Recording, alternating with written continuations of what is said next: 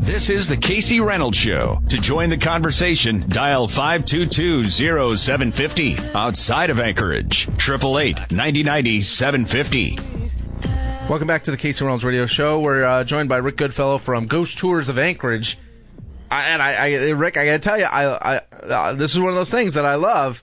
And what I love about it is you're not just giving the ghost tour or the ghost stories, which are rich in and of themselves. I know I used to live down next to the Arthur Anderson house, and that one is supposedly haunted, right? Yeah, it's Oscar Anderson. But I'm sorry, Oscar Anderson house, which is that on your tour, or is it is not on the tour, but it certainly deserves to be. To be totally candid with you, the reason it's not on the tour is it's over the hill, and a fair number of our clientele are not real young. Well, I'm not real old, but walking up that hill, not a fun experience. Really, it's a little net. It's not the worst thing in the world, but it's walking around flat Anchorage, much more of an enjoyable experience. But about Oscar Anderson, I mean, even on the interpretive material out front, the little signage put up, they talk about it being haunted. Yeah, because it creaks, and apparently people can see like the ghosts in the window sometimes, and which I used to live right next door, and didn't make me feel great. You never want to know that there's a ghost living near you, or there should be some sort of zoning to keep all the ghosts in one area of town, so that they deal with themselves, and the rest of us don't have to be terrified by it. So give me a couple of stories when people go on the ghost tour. Give me one or two of your favorite ditties of some of the ghosts and some of the places in Anchorage where they reside. I think the most fascinating one is the death of the first chief of police. Yeah. His name is Jack Sturgis. He was only the chief of police for 8 weeks. Anchorage's first chief of police. Anchorage's first chief of police. He took the job New Year's Day, 1921, and he was shot on the 20th of February, 1921. Wow. Unsolved, and there are very many strange things about it. It seemed very clear when you read the inquest that the people of the time, while I think they were genuinely shocked and grieving that Jack was dead, it's also pretty clear that they're not real interested in figuring out who did it. Really? I think that's a fair statement, yes. Well, and so they just let it go? Kind of. He's dead, we'll have the funeral, and too bad for him. But we'll grieve. We get to get ourselves a new chief of police and move on with life. That's kind of how it reads to me. However, it's worth noting that he left a widow, and Anchorage, being the generous city that you and I know it to be, they paid her as though he'd worked the entire month.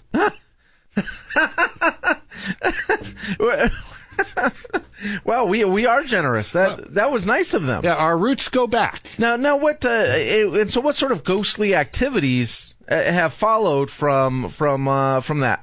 Well, for example, we go out to ghost tours and friends, and pretty much anybody who wants to come on the 20th of February at the time Jack was shot, and we just stand there and remember him. Mm-hmm. And this last year, someone was taking a video, and they sent it to me. And this light appears in the east end of the alley and kind of goes back and forth about half the distance of the alley, coming closer and closer and closer to the camera until it's about 8 feet from the lens, and then it just disappears. Now, it's ambiguous. I'm the first to say it doesn't have a sign around its neck saying I'm the ghost of Jack Sturgis. And that would be convenient if it had. It would, but ghosts don't tend to help you that much. If I saw this video and it had been taken in the summer, I would say, well, that's an insect with the light reflecting off the insect's wings. But it's February. There's no insects in February. There were no insects out there. And it certainly appears and then disappears. I've had also strange events in there, and I've had guests who say they're very sensitive to ghosts, say that Jack speaks to them. But where you really see Jack, I'm told by those who really hunt ghosts, I'm more of a storyteller, interpreter, historian sort of orientation. But there are people in town who really hunt ghosts, and they say that they see Jack at the corner of 5th and L, right above the Oscar Anderson house. Okay. And they say he's not over the bluff in Elderberry Park. He's at the top of the bluff, 5th and L. looking out over Cook Inlet. But as you know, in Jack's day and to our day, that's still called Bootleggers Cove. Sure. And Jack's death was almost certainly something to do with trying to bust an illicit still in the alley behind. And so that's why nobody really looked too much, because they didn't want to jeopardize the business. I think that it's fair to say that the leading characters of Anchorage of the day found a lot of income from brewing illicit booze. Now, to go from those pseudo criminals to our modern day, the state legislature is looking at purchasing the building next to the current legislative information. Actually, that's not quite true, Casey. They are interested in renting it, or renting it and renovating it. Well, I would have more sympathy if they were interested in buying it myself. Okay, but it's an interesting deal, isn't it? Yeah, a private concern. Laissez-faire, we all sink or swim. Who's our best customer? Why, of course, the government. Oh, yeah. Well, our city hall's the same way. Of course. We rent City Hall. We don't own City Hall. Oh, no, we wouldn't want to do that. We lease City Hall. Anyway, the idea is to rent from a local businessman. From Mark Pfeffer. And it's the original, and actually it's still the same building to a large degree. What famous figure in Alaska history built, Cap Lathrop, the Empress Theater. It was built there on the original town sites, the first building to ever stand there, and 90% of what stands there is still original. Really? And it was the center of all things Anchorage and social in the day. Really? It was. Beautiful, beautiful building. In fact, if you want to go on Facebook, there's some photos there of how beautiful it used to be. Well, unfortunately, over the years, the beauty has been removed and there's been a false front put in front of it. But it's still the building. Right.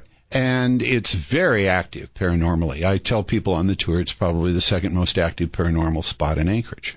What's the first? Historic Anchorage Hotel. How many ghosts do they have? 32. Ooh. So if you have friends coming to town, you can have quite a party, and everybody could have their own ghost. There you go. And so, what sort of paranormal activity happens at that? Because now it's the Anchor. Right. Is what's in that building now. What sort of paranormal activities happen there? Well, there's a fellow. Let's give him a gender. It appears to be male, who is always trying to get up into what used to be the projection booth. And when you go to look for him, he's never there.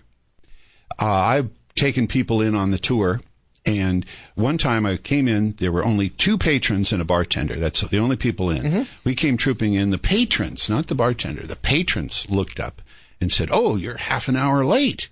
And I looked at my watch. I don't know, we're about on time. And he said, No. We were just here, and there's this fellow peering around the corner looking at us. And we said to the bartender, "There's supposed to be somebody up there." And bartender said, "Well, absolutely not." And try and find him. Can't be found. Ooh. Now, about 1:30 in the morning, and more than one employee, in fact, I only know of one employee at the Anchor who doesn't have their own ghost encounter. But many a bartender has told me about 1:30 in the morning, even when things are quiet, that you'll be behind the bar trying to work, and yet you're feeling very crowded, like you're being jostled in a New York subway, like there's a big crowd of people. Right. There was one fellow who told me, he said, the way I deal with that is I pour a snifter of Drambuie and I take it down to the south end of the bar, and I say, "All right, all spirits stay on this end, living people on the other end. Let's just stay out of each other's way until closing. After that, I don't care what you do." Well, see, I'm going to take advantage of that, because now I'm going to make that snifter magically disappear. Then the next time I go into the Anchor. The Anchor would be your place. So it's AnchorageGhostTours.com. Or you can go on Facebook. Do people make reservations in advance? Or you just show up? You show and go, and you're good to go. And where do you meet up? We meet at 4th and L in front of Snow City Cafe.